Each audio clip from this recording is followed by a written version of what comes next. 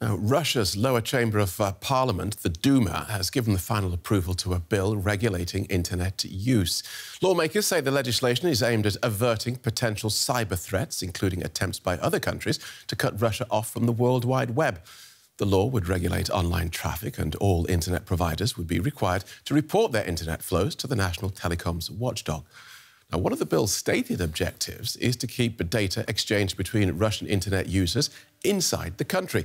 Skeptics, though, are worried that increased government control over cyberspace could be used to silence critics. So thousands of people have taken part in protests against this proposed law. Let's get more from Alexander Isavnin. He's coordinator for international relations at Roskomsvoboda. That's a Russian internet freedom project. He joins us from Moscow. Welcome to DW. So when lawmakers say they want a domestic internet, what do they mean? Well, actually, this law allows our state to regulate the main technical protocols and technical infrastructure of the Internet. They want to create a monitoring and control center which allows them to monitor what happens on the Internet and, the most important, to control relations between Internet operators. Now, is that your interpretation of what they want, or is that what they have said they want?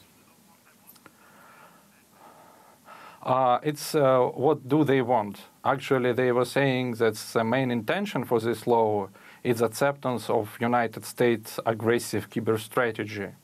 They said a lot of other reasons which motivate them to create this law. But actually, they want just to control Russian internet under a good reason. All right. So if this is about control by the state, why are they doing this now?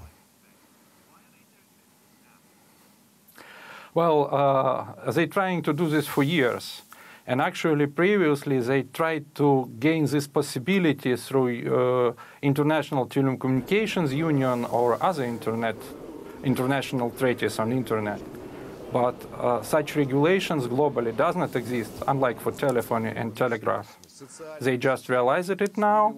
They failed to pass regulation of global Internet from community to the states through ITU, so they just grew up to make this law just for Russia. So when critics look at these proposals and say, well, this is just like China's Great Firewall, I'm guessing you would agree with that assessment?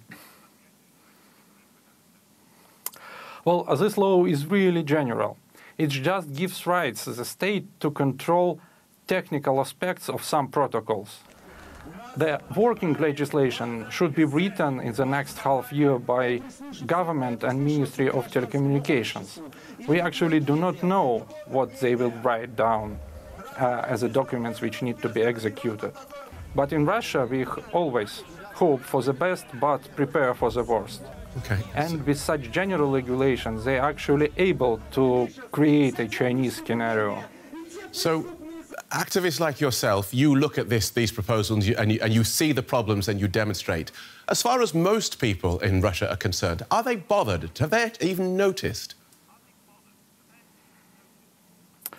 Well, because this law is really more about techniques, the general audience does not see much trouble because it's about techniques.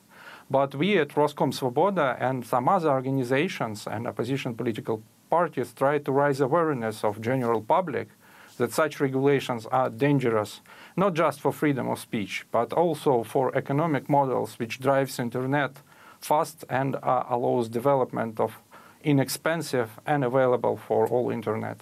Very interesting. Thank you for joining us, Alexander Isavnin from Roskomsvoboda. Thank you.